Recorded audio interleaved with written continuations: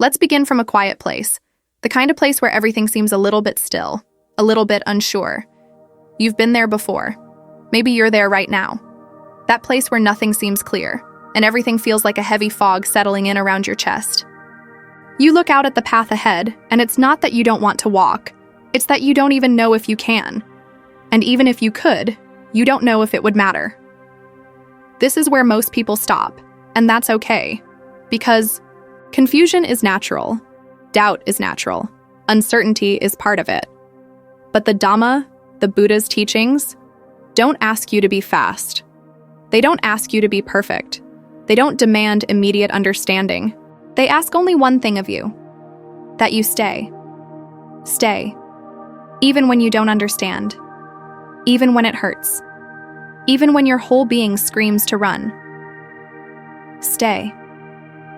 I want to tell you about a young man who once came to the Buddha, eyes full of questions, heart full of doubt. His name was Malunkyaputta. He was frustrated. He came to the Blessed One with a fire inside him, not the fire of wisdom, but of irritation. There are so many questions I want answered, he said. So many things I don't understand.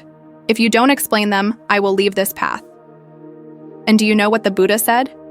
He didn't answer his questions. Instead, he told him a parable. He said, "Imagine a man wounded by a poisoned arrow. And instead of allowing the arrow to be pulled out, he insists on knowing who shot it, what caste the shooter belonged to, what kind of wood the bow was made from, what direction the wind was blowing. By the time his questions are answered, he will be dead." That is how we treat the path sometimes. We come to it with curiosity, but also with conditions. We say, "I will walk this path, but only if I feel certain. I will stay, but only if I understand it all. I will commit, but only if it's easy." And that's not how this works. Because the first step into the Dhamma isn't a step into clarity. It's a step into fog. Yes, fog. Confusion is not a sign that you're failing. It is a sign that you are beginning. You are learning something deeper than knowledge. You are entering the realm of transformation. And transformation begins in not knowing. You know, in the West, we are trained to believe that the quicker you understand something, the smarter you are. That success is measured by speed. That if you can't grasp something quickly, it means you're not meant for it. But the Buddha never said this. The Dhamma is not for the quick. It is for the steady, for the honest, for the humble. So let me ask you this. When was the last time you let yourself be truly bad at something? When was the last time you let yourself not know? When was the last time you gave yourself the space to struggle, not as a failure, but as a seed being planted? We are so used to pulling the seed out of the soil to see if it's growing. We don't trust the dark, but the Dhamma asks you to trust it. The Buddha himself didn't become awakened because he had the right answers. He awakened because he refused to stop walking. Even when his teachers couldn't give him what he was seeking. Even when his body was broken from asceticism. Even when he sat beneath the Bodhi tree with the full force of Mara bearing down on him. He didn't get up. He stayed. And you're allowed to be confused. You're allowed to feel small. You're allowed to try something for the first time and not be good at it. What matters is whether you're willing to try again, and again, and again. You see, most people give up way too soon. They try once, they feel lost, they feel behind.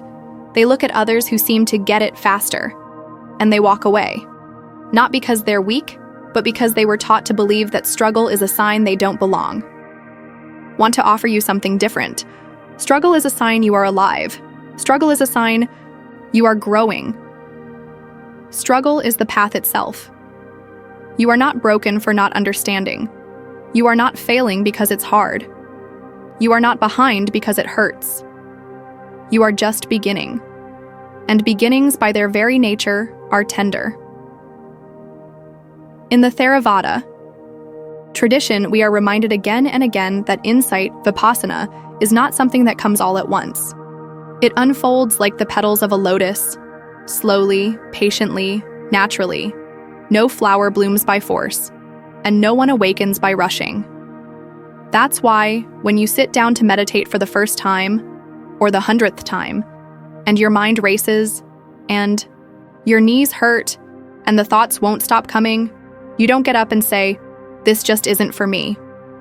You stay. Because in the staying, something changes, not because you force it, but because you allowed it to unfold. The Buddha once said, "Like a smith removes impurities from silver little by little, moment by moment, so the wise remove defilements one by one. Little by little, moment by moment." This is how the Dhamma works. It is not a hammer, it is a river, soft, constant, unstoppable. And if you keep walking, even in the fog, even in the doubt, even when your heart wants to quit, you will see, you will see that the fog doesn't mean the road is gone. It only means you are still in the early part of the journey. So don't quit. Please, don't quit. You are not supposed to be fast. You are supposed to grow. And growth looks a lot like repeating the hard stuff until it bends. You've taken the first step. That's all that matters today. Now let's keep walking. Together. You came back. That already says something about you, because most people, they don't. They get a taste of the difficulty, and they disappear. They think, it wasn't for me, or I'm just not wired for this kind of path. And in saying that, they miss the truth, that nobody is wired for this at first. The mind that begins this journey is not the mind that will carry you through it. We begin with confusion. We stay with confusion. And slowly confusion becomes clarity. But only through repetition. Let me talk to you plainly, because you don't need more spiritual slogans. You don't need a quote on a background of a mountain range. You need honesty. You need the kind of honesty that hurts a little, but heals deeper. And the truth is this: if you want to transform, you must learn to repeat the hard stuff. You must. Do it not once, not twice, but 1,000 times. You must sit with the silence until it speaks back. You must breathe with your suffering until it softens. You must return again and again to the same teachings, the same words, the same breath, the same practice, even when you feel like nothing is happening, especially when you feel like nothing is happening, because that is when the deepest shifts are taking place. There's a story in the Theravāda canon, perhaps not well known, but deeply relevant. A monk came to the Buddha and said, "I've been practicing for years. I've been meditating, keeping the precepts, listening to the Dhamma, doing everything right. But I haven't awakened. I don't feel any closer than I did when I began. I feel like giving up." And the Buddha didn't scold him. He didn't say, "Try harder." He didn't say, "You're doing it wrong." He told him this: "Before a fire catches, you must rub the stick again and again with patience. Even when there is no flame yet, the fire is growing in the unseen. If you stop rubbing, you will never see the light. But if you keep going, the spark will come." This is how awakening works. This is how healing works. Not with fireworks, but with friction. The kind that wears down your resistance, your pride, your need for certainty. The kind that happens when you show up day after day and give your heart to the same practice. There's something sacred about that kind of repetition. It's not glamorous. It won't get 1,000,000 views. It might not even get a like. But it will change you. Silently, steadily, from the inside out. And that's the kind of change that matters. I know it's hard. I know you want progress. You can measure. You want to sit in meditation and have visions, insights, clarity, bliss. You want to chant and feel your heart explode with joy. You want to study the suttas and walk away with understanding, and sometimes you will. But more often, you won't. More often, it will feel boring. Flat, unmoving, and that's exactly when you need to stay. Because that is where growth hides. In the unremarkable, in the everyday. In the 1,000 times you chose to sit down with your breath when nobody was watching. In the 1,000 times you bowed when you didn't feel reverence. In the 1,000 times you practiced restraint when your mind screamed for indulgence. This is the Dhamma. This is the path. You're not supposed to feel inspired every step. You're supposed to feel committed. Let me say something that might sound strange. Sometimes the most spiritual thing you can do is simply to not quit. Not to understand everything. Not to feel peaceful. Just not to quit. That alone is a form of wisdom. Because wisdom in this tradition, in the Theravāda, is not just about knowledge. It's about discernment. It's about knowing when your impatience is lying to you. It's about recognizing that your boredom is a mask your ego wears to avoid seeing itself. It's about being wise enough to stay with the practice even when your mind says it's not working. Because your mind will lie to you every day. It will say you're wasting time, that nothing is changing, that you're not cut out for this. And you must answer gently, like a parent to a frightened child. Keep going. We're not there yet. Let me ask you a question. Who would you be if you didn't give up this time? If, instead of quitting when it got hard, you stayed? If, instead of needing instant clarity, you allowed the darkness to teach you? What would happen if, just once, you saw confusion not as a wall but as a doorway? The path of the Buddha is not for the brilliant, it is for the brave. And bravery here does not mean fearlessness. It means facing your fear and sitting down anyway. It means feeling lost and still chanting. It means being tired and still bowing. It nai means crying through your meditation and refusing to open your eyes. This is what growth looks like, not the sudden bloom, but the repeated watering, over and over and over again. You are not failing. You are becoming. Do you hear that? You are not failing. You are becoming. And you will never see that becoming if you keep leaving before it arrives. I've seen people walk away right before their first insight, right before their heart cracks open, right before the Dhamma begins, to breathe in them like a second lung. They don't realize how close they were. So let me tell you, if you're listening right now and you feel stuck, if you're meditating and your mind feels like a storm, if you're studying the suttas and your eyes glaze over, if you're practicing virtue and feel like you're still full of anger, don't give up. That is not a sign that you're failing. It's a sign that the work is beginning to deepen, because surface-level effort yields surface-level results. But when you stay, when you repeat the hard stuff, when you bow for the 100th time, when you resist that urge for the 1,000th time, when you return to your cushion for the 10,000th time, then something shifts, not always dramatically, not always visibly, but deeply and permanently. So if you want peace, true peace, the kind the Buddha spoke of, you must make peace with repetition, not as punishment, but as purification. In the end, it's not the clever who awaken, it's the ones who don't walk away, so stay. Repeat the hard thing, let it bend, let it open, let it break you in all the right ways. You're not meant to be fast, you're meant to become free. And freedom is on the other side of that one more repetition. Do it again, and again, and again. Not to impress anyone, not to prove anything, just to show yourself that you are not a quitter anymore.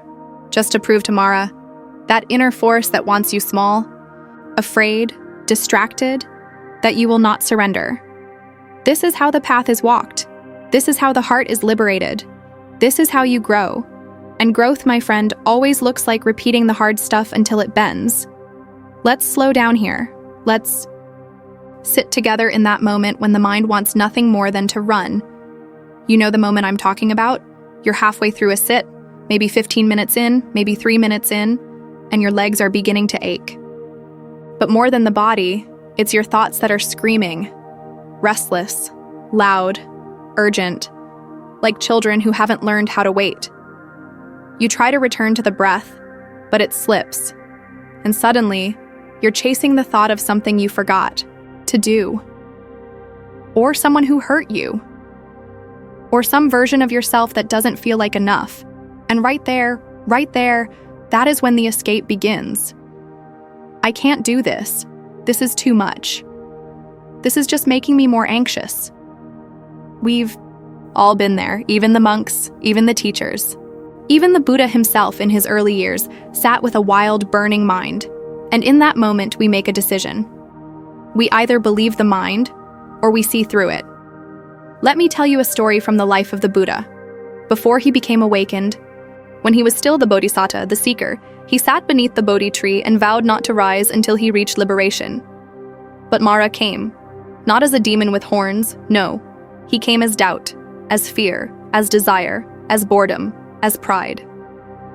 As every trick the mind can conjure to make you move. And do you know what the Buddha did? He didn't fight Mara. He didn't yell. He didn't run. He simply touched the earth. He stayed. That is the power we are learning here, the power to stay. Because when the mind wants to escape, it's not because something is wrong, it's because something important is beginning.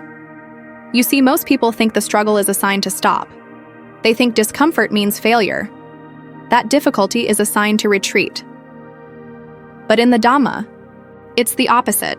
Discomfort is the edge of growth. Difficulty is the doorway to understanding. Pain is the fire that purifies. In the Satipatthana Sutta, the Buddha teaches mindfulness of the body, feelings, mind, and Dhamma. He says, when unpleasant sensations arise, observe them as they are. Don't run. Don't push away. Don't identify with them, just know. There is pain. Not my pain. Not I am in pain. Just pain. You learn to sit with it, to breathe through it, to see it as passing, because it always passes. But if you run, you never learn that truth. You only learn that escape is easier, and then your mind becomes a tyrant.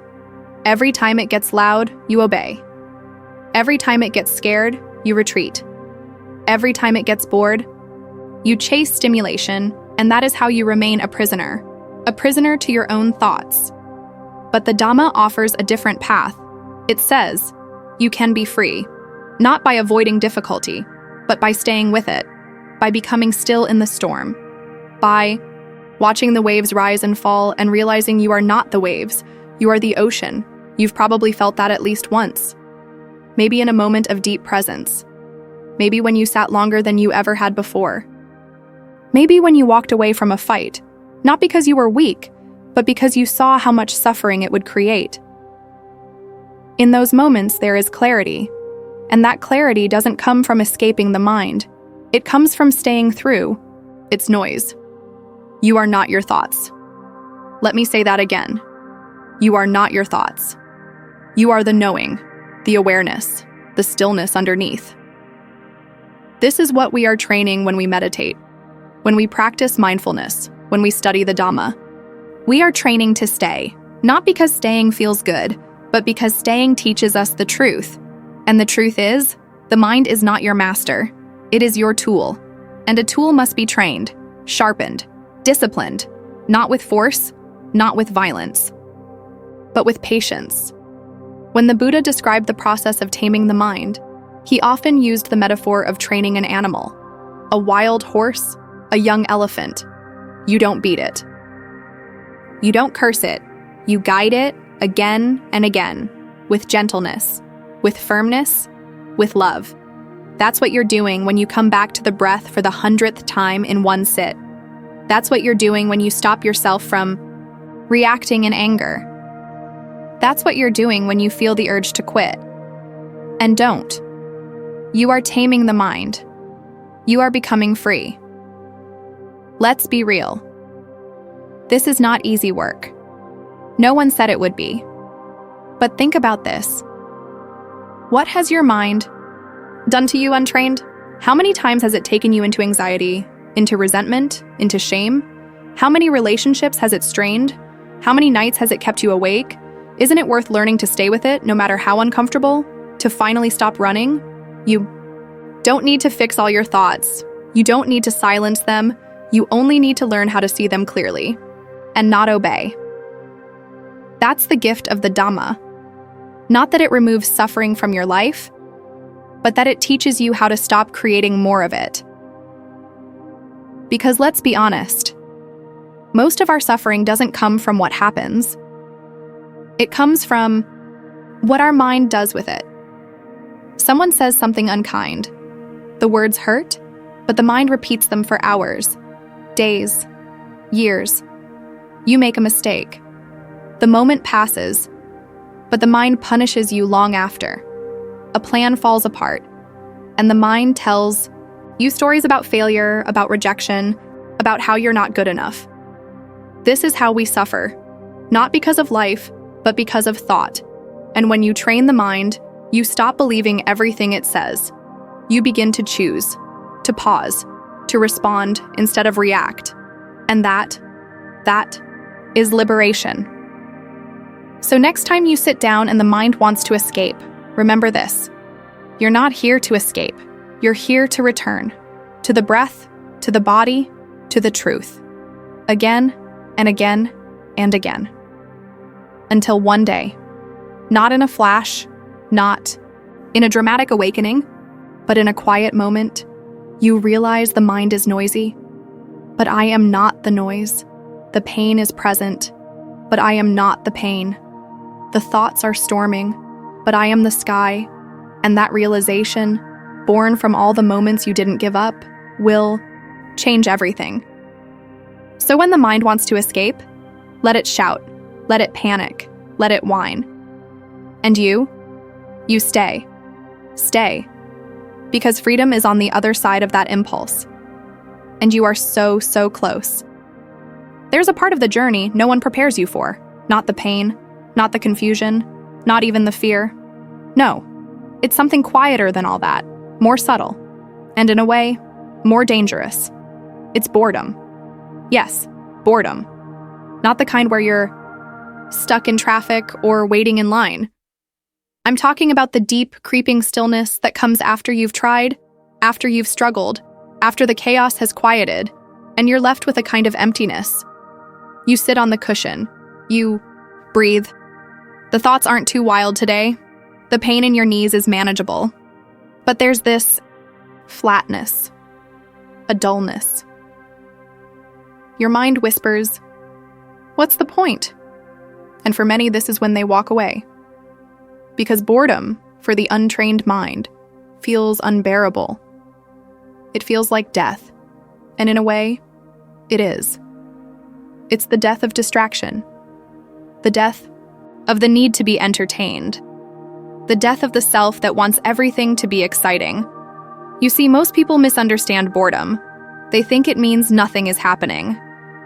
But in truth, it means something profound is happening.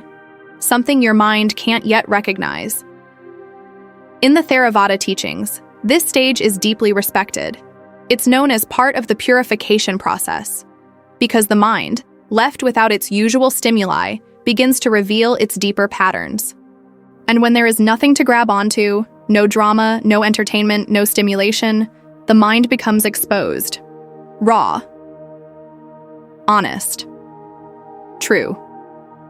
This is when you begin to see, not with your eyes, not even with your intellect, but with something much deeper. Wisdom born of stillness. But only if you don't run from it. Boredom is not a sign of failure. It is a sign that the mind is detoxing. That your nervous system is coming down from a lifetime of being overstimulated. That you are beginning to be okay with just being, and that is radical.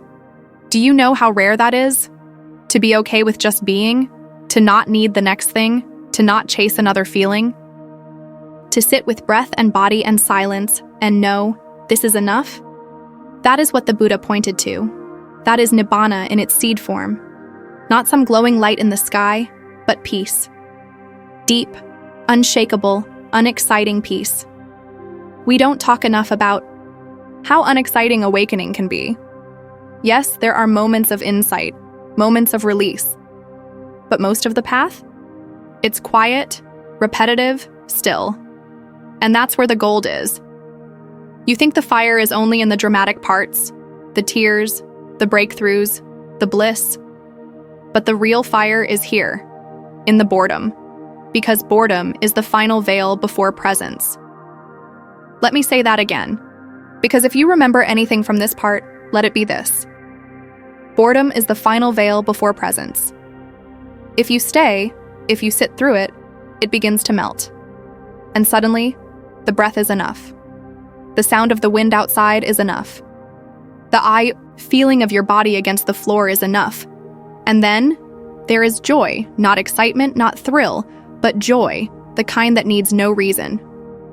In the Samannaphala Sutta, the Buddha speaks of the fruits of the contemplative life. One of the earliest fruits is this. A monk finds joy in seclusion, joy in simplicity, joy in harmlessness. Not in visions, not in psychic powers, just in being. That joy doesn't come quickly. It comes after the boredom, after you've sat long enough to see that there's nothing on the other side of it, and that this, right here, is the treasure. You begin to enjoy the ordinary, to love the mundane, to cherish the slow, and that, my friend, is the most powerful kind of joy, because it can't be taken away. It doesn't depend on circumstances. It doesn't rise and fall with praise or blame, gain or loss. It just is. But you'll never find it if you walk away too soon. If you get up when it gets dull. If you reach for your phone during the silence. If you say, "I'm just not feeling it," and move on. That's what most people do. They give up not in the pain, but in the quiet, not in the storm, but in the stillness. Because they were taught that value comes with stimulation, that progress comes with intensity. But the Dhamma is not intense, it is gentle, consistent, pure. And your nervous system, your heart, your mind, they have to learn to match that frequency. That's what boredom is teaching you. To slow down, to let go, to be with what is. So next time you sit and it feels flat, don't move, don't judge, don't even name it boredom. Just be, because maybe, just maybe, that's not boredom at all. Maybe that's the first taste of peace. Maybe that's what you've been searching for all along. Let it be boring. Let it be still. Let it be uneventful. Because sometimes the most beautiful things in the world whisper instead of scream. And if you're too busy chasing fireworks, you'll miss the candle right in front of you, the one that's been lit since the very beginning. It's not loud, but it never goes out. Sit with it. Stay with it. Let the boredom burn away everything false, and what's left is freedom. Let's sit with something tender today. Something I hear often, in whispers, in frustration, in silence that feels heavy. I'm just not good at this. How many times has that thought crossed your mind? Maybe after a meditation where your mind ran wild. Maybe after reading the Dhamma and feeling like the words didn't land. Maybe when everyone else in the hall seemed peaceful, still focused, and you felt like a storm trapped in a body. That thought, "I'm not good at this," has more power than we realize. Because it doesn't just mean I'm struggling. It means I don't belong here. It means I must be different from the others. It means maybe this path isn't for me after all. And that is the root of suffering, not the pain itself, but the story we wrap around it. And this story, it's a lie. A gentle, convincing, persistent lie. And like all lies, it begins with comparison. We look to the left and to the right. That monk who seems so serene.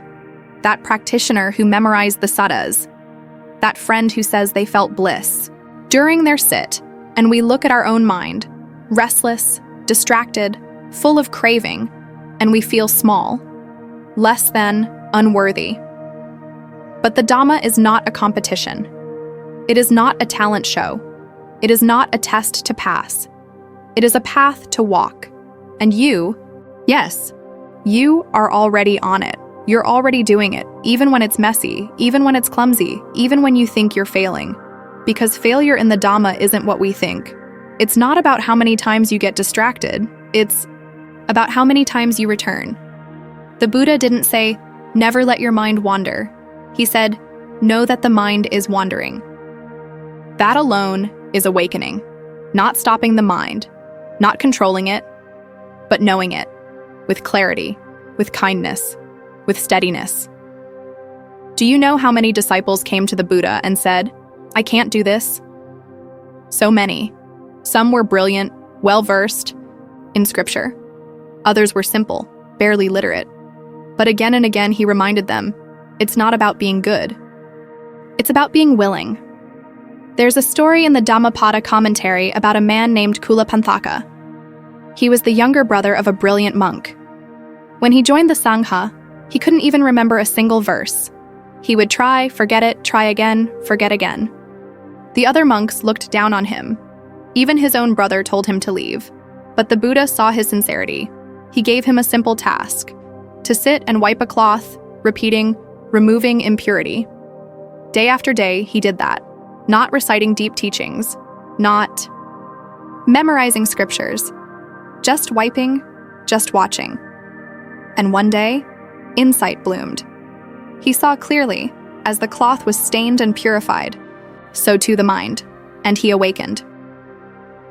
That story has stayed with me for years, because it teaches what so many of us forget. Progress is not always visible. Understanding does not always come in words, and ability is not the measure of worth. It is the heart, the willingness, the return. So let me ask you something. Who told you that you have to be good at this? Who made you believe that struggling means you don't belong?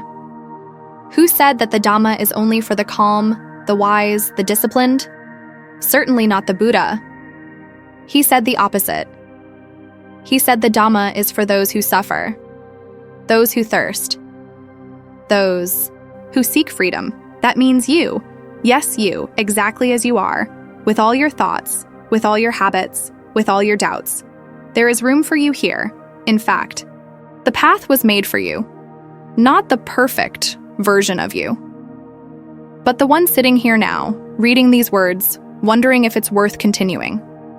Let me speak to that part of you, the tired part, the ashamed part, the part that wants to walk away because you feel like you don't have what it takes. You do. You absolutely do. Not because you understand everything, but because you are still here, still listening, still returning. That is the rarest courage. There's a moment on this path when you stop trying to be good at it, and instead, you just show up over and over, without fanfare, without fireworks, without needing to feel like a spiritual person. You just do the thing. You sit, you breathe, you notice, you bow, not to impress, not to succeed, but to surrender. And in that surrender, something shifts.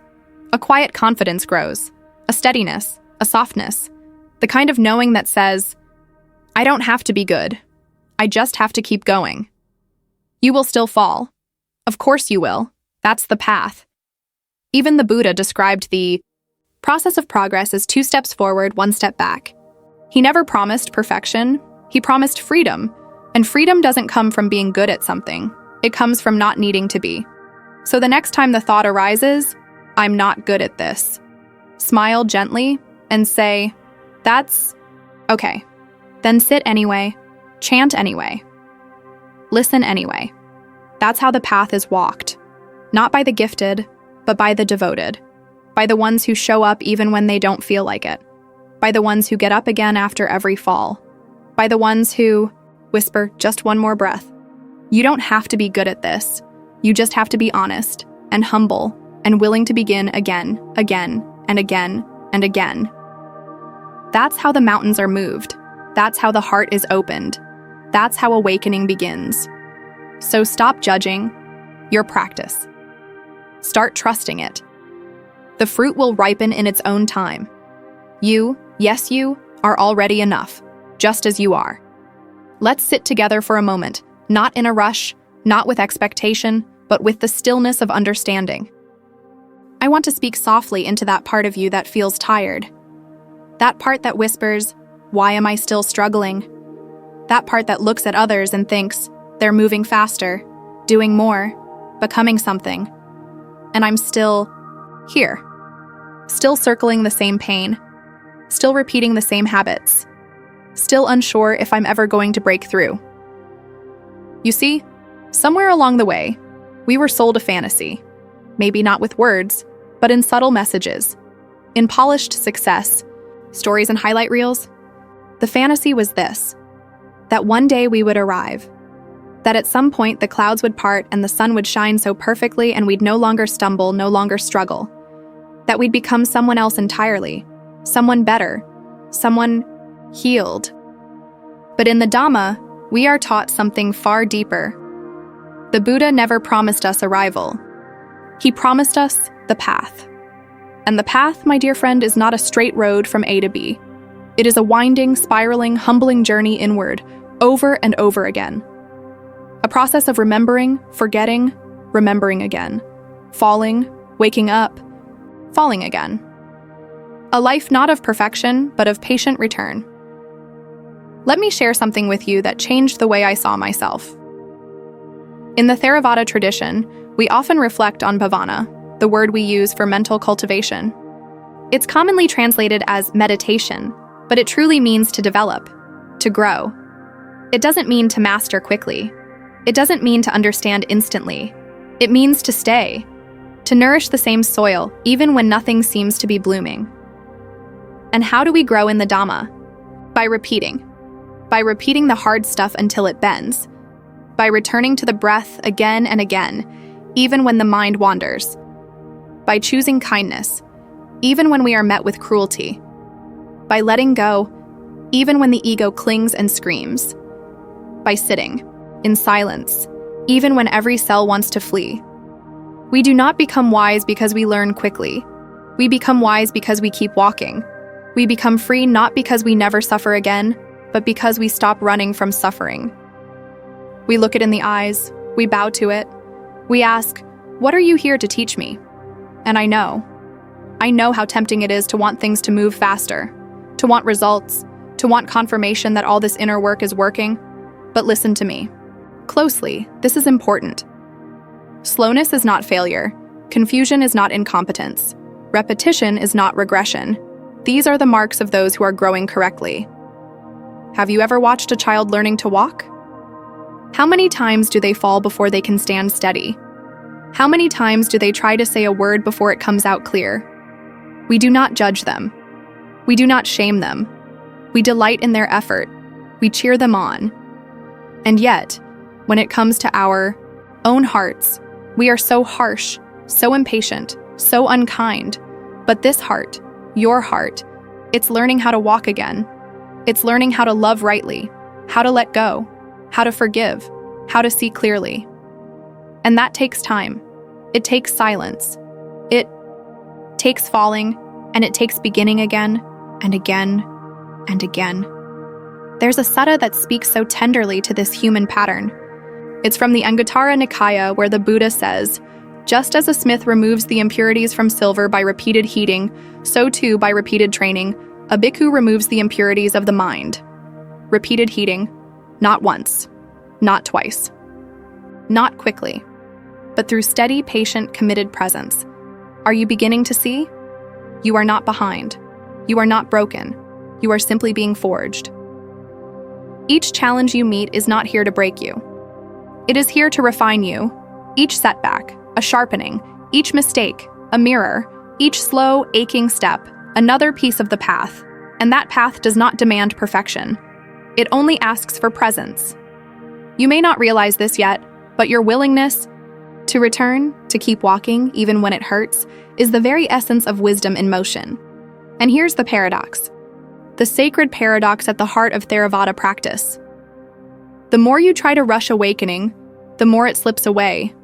But the more you surrender to the path, without craving, without aversion, the more awakening reveals itself in the most ordinary of moments, in the rhythm of your breath, in the space between thoughts, in the tender pause before you speak, in the letting go of one more grudge, in the choosing not to react, in the silence that stretches between one craving and the next. This is the Dhamma, not somewhere else, not someday, but here, now. Exactly as you are, exactly as it is. I want to tell you a story.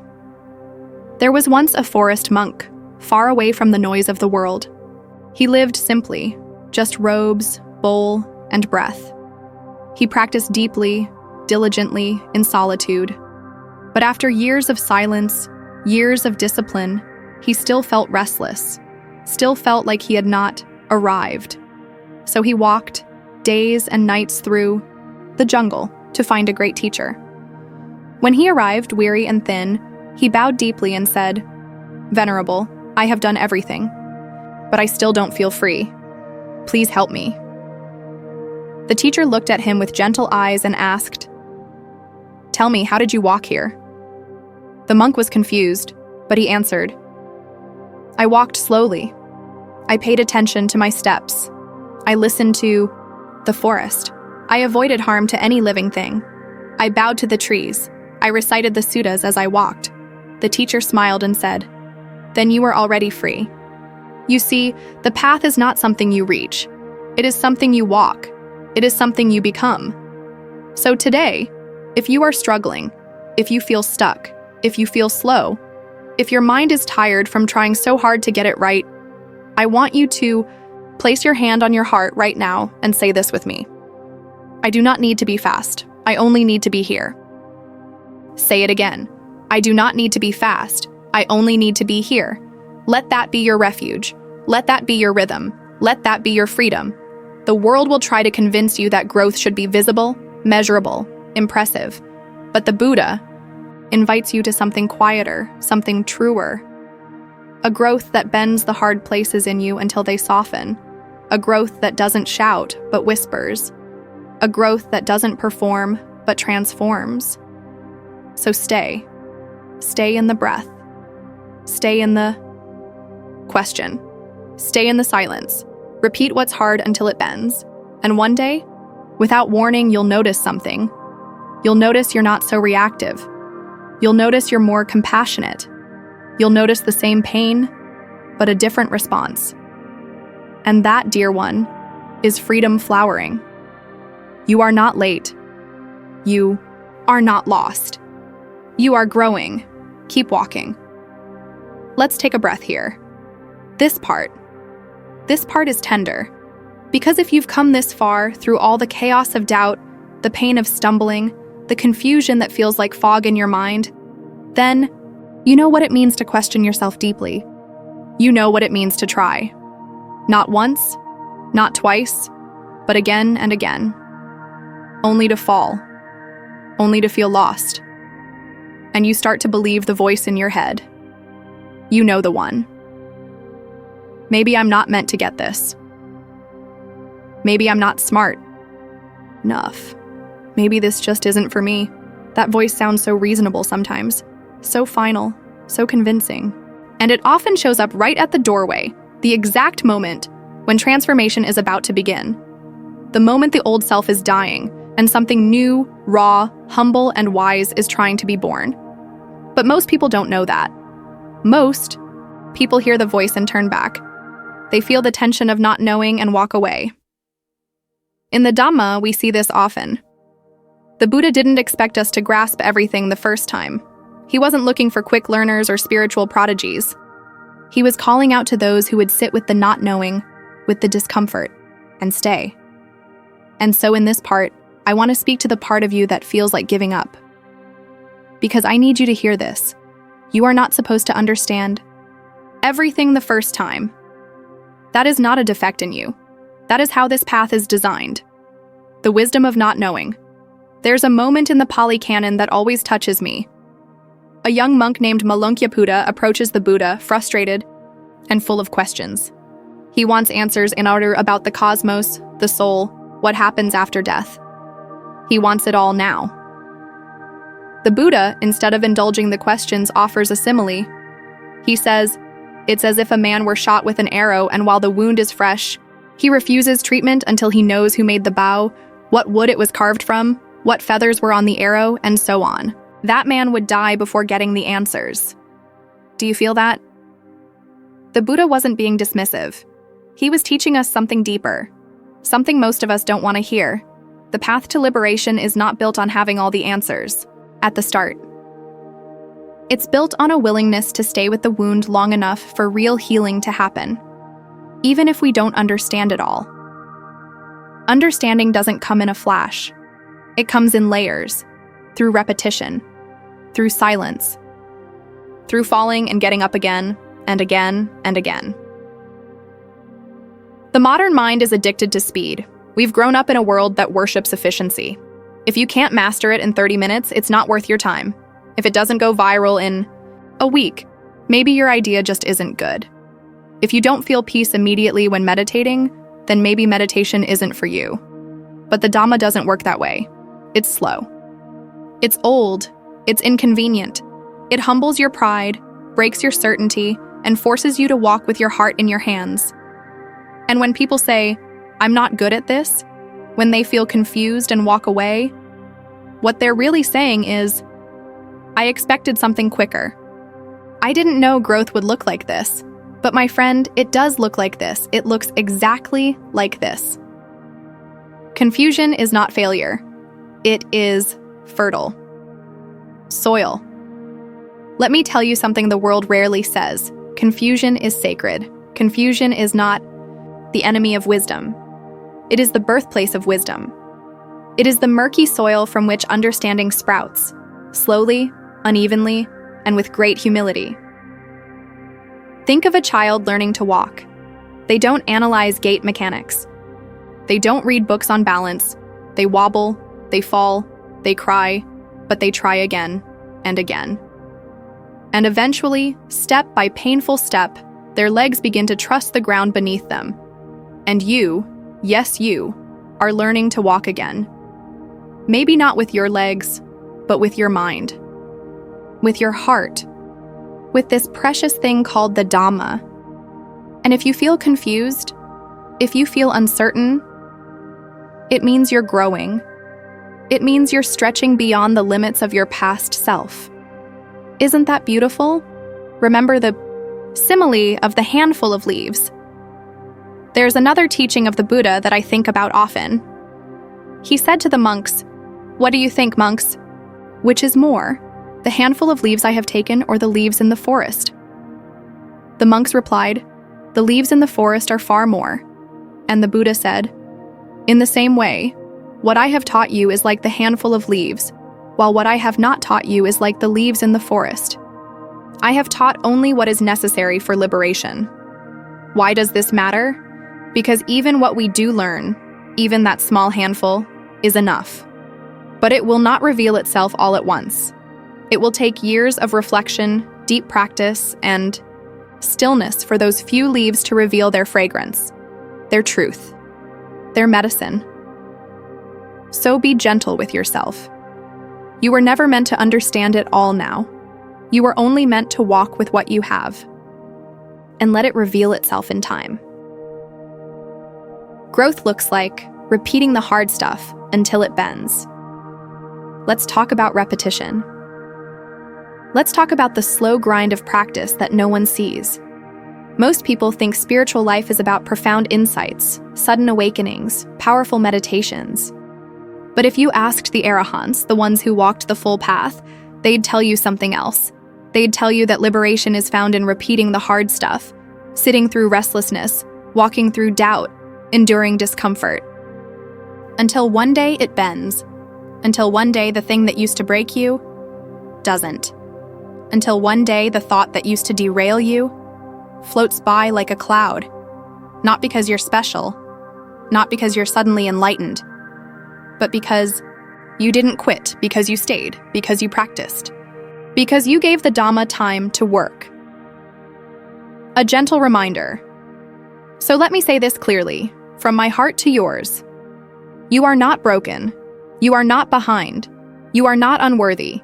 You are simply in the middle of the path, and that's the hardest place to be. The beginning is easy. The end is radiant. But the middle? The middle is where most people give up. You, however, are still here. That means something. A personal story. Let me share something personal. There was a time in my life when I sat on the cushion and felt nothing. No calm, no insight, just restlessness and doubt. I watched others speak of blissful jhanas and deep insight, and I wondered if something was wrong with me. And then I remembered something my teacher once said.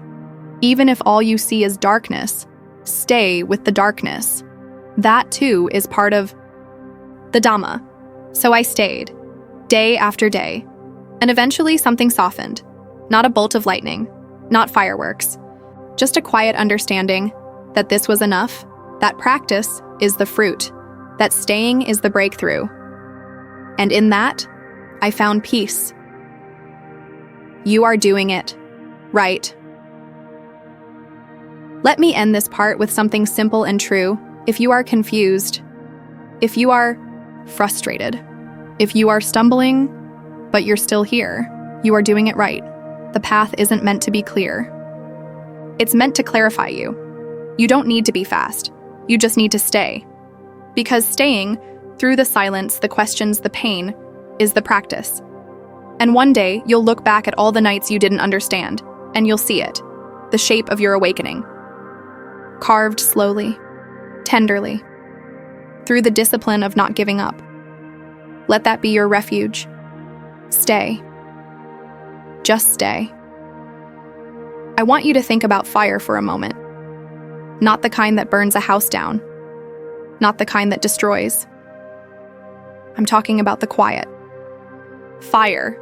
The fire that forges. The fire that purifies. The fire that refines. That kind of fire.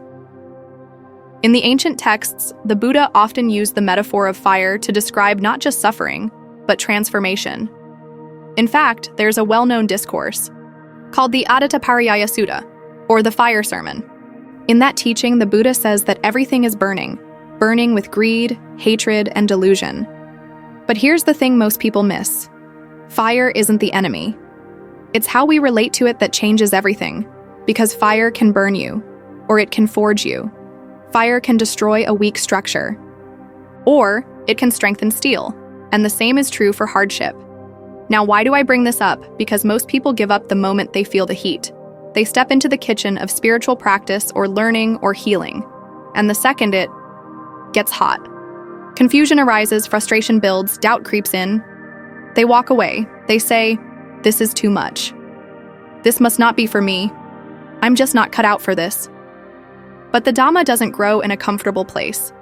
The Dhamma grows where there's friction, where the raw material of our being meets the heat of mindfulness, the fire of investigation, the intensity of truth.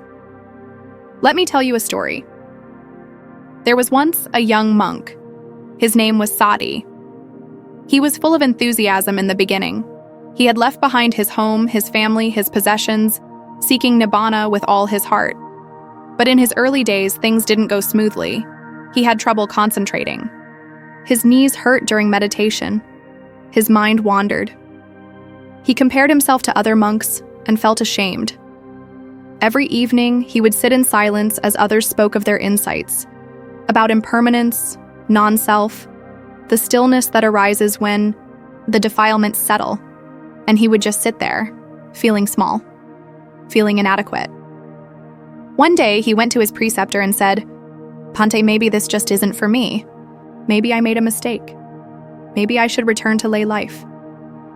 The elder monk looked at him and said nothing for a long while. Then he asked, "Do you know how a diamond is made?"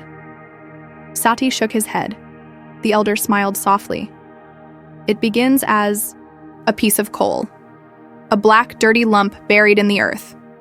But then pressure is applied, heat is applied, not for a day, not for a year, but for thousands and thousands of years. And in that time, slowly, something incredible begins to happen. That same ugly lump begins to change.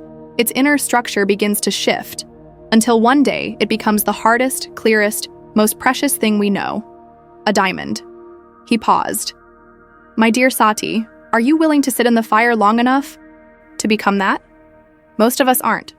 Most of us want to become the diamond without the fire, the wisdom without the wandering, the peace without the pain. But that's not how it works. You're not supposed to be good at this right away. You're not supposed to walk into Dhamma practice or any deep transformation and just get it.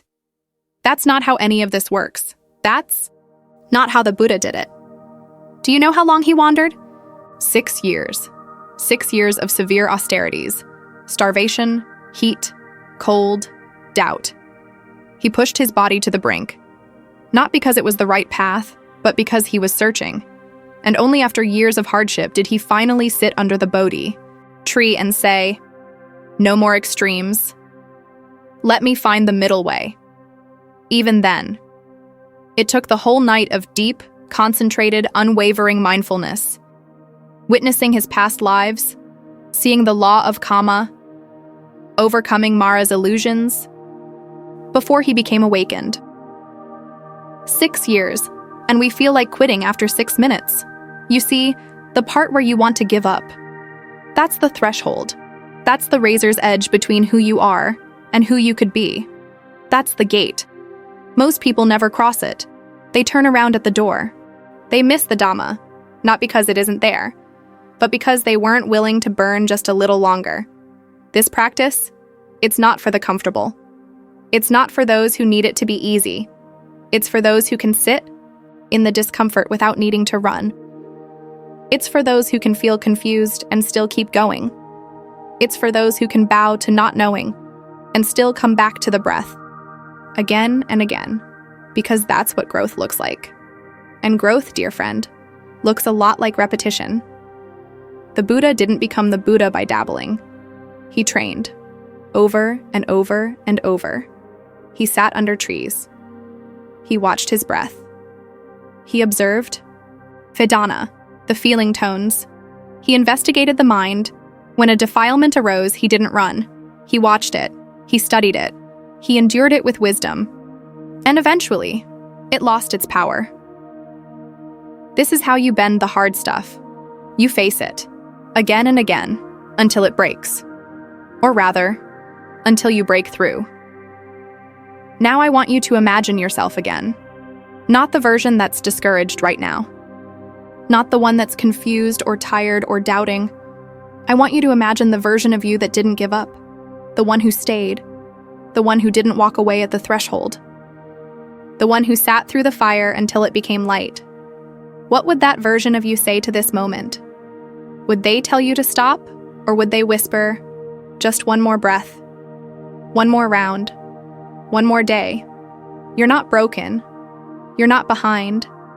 You're not unworthy of this path. You're just in the fire, and that's where all the beautiful things are made. So stay, and repeat. Stay and bend it. Because on the other side of this is clarity, is peace, is freedom, and the only way out is through. You've come a long way, friend. If you've been walking with me through all these reflections, then let me say this from the depth of my heart. I see you. I honor the steps you've taken, especially the ones no one clapped for, the ones you took in silence, with nothing but your trembling breath and the fire of your intention to keep going. Because this right here, is the part most people never reach. This is the moment when the path narrows, the walls seem to close in, and the air thins. This is the threshold. In the language of the Buddha, this is when dukkha feels almost unbearable. Not because life got worse, but because you're finally sitting face to face with the raw truths you once ran from. There's no more pretending, no more distractions, no more escape. It's just you. And the thing you never wanted to feel. And that, ironically, is the doorway. Let's talk about this. Slowly, gently, because this is holy ground. The razor's edge. You see, in the teachings of Theravāda Buddhism, there is a concept known as salana, the sharp edge, the sharp point of wisdom that cuts through delusion. But here's the secret that no one tells you when you first start walking the path. Before wisdom feels like clarity, it often feels like loss. Before insight brings peace, it will usually break your heart. Because you will see. You will see how much time you've wasted. You will see how much pain you've caused. To yourself, to others. You will see how clinging has shaped your life. How every grasp, every push, every desperate run toward or away from something has kept you bound. And in that moment, most people panic. They think, this is too much. This is not what I signed up for. This doesn't feel peaceful. This feels like drowning. And they quit. Right at the edge of transformation. The temptation to quit, you might be here right now. You might be at that place where the practice has stopped feeling spiritual and has started feeling like surgery.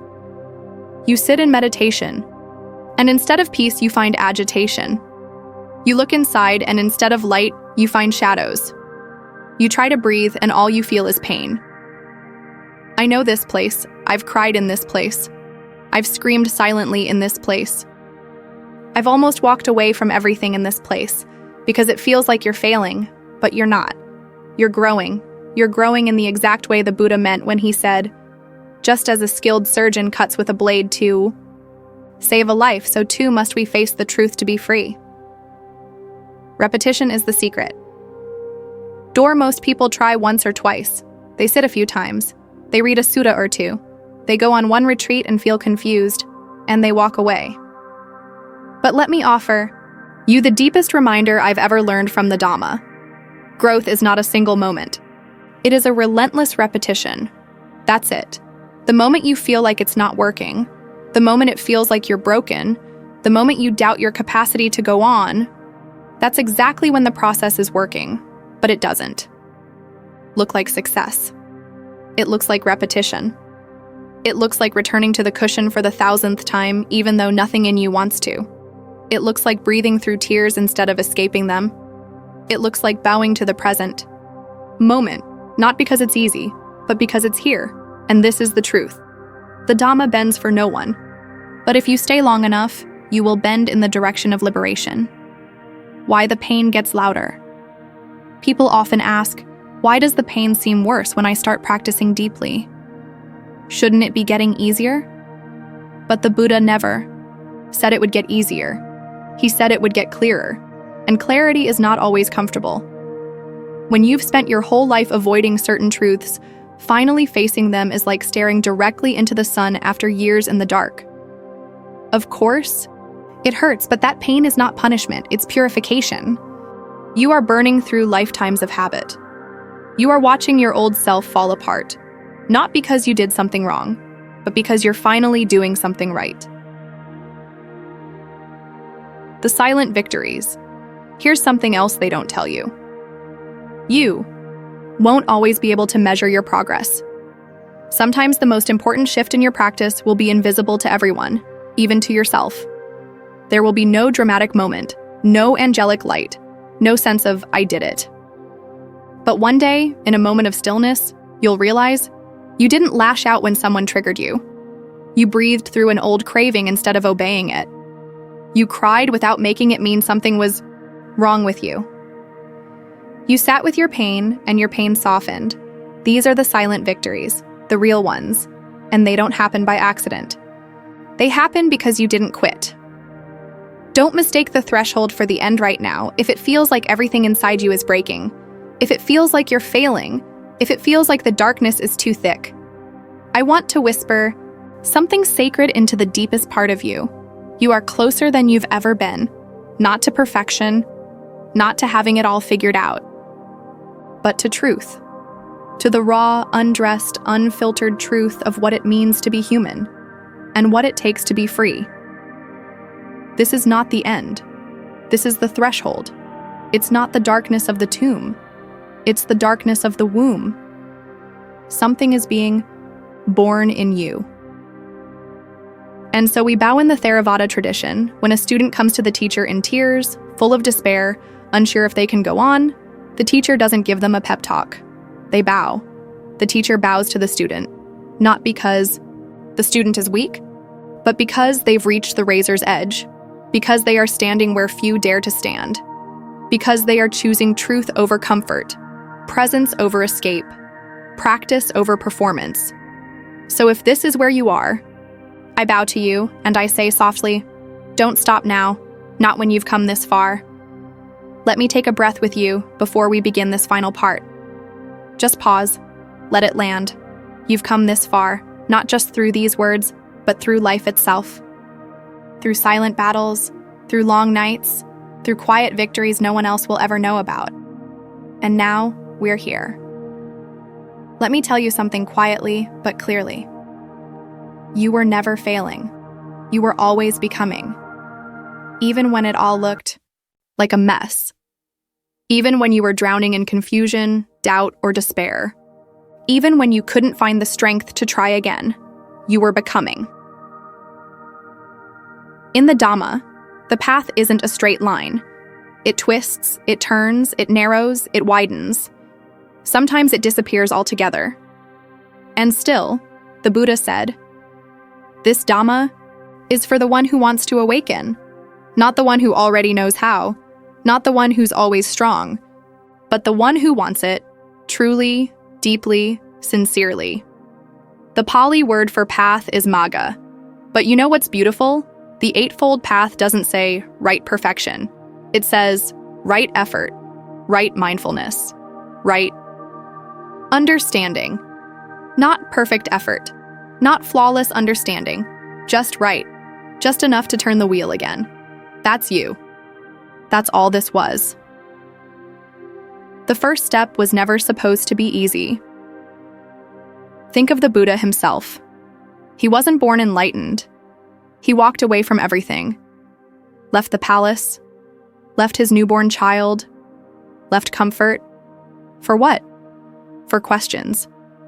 He sat under the Bodhi tree not as a god, but as a man who said, "I will not move from this spot until I understand." He was hungry, he was tempted, he was afraid.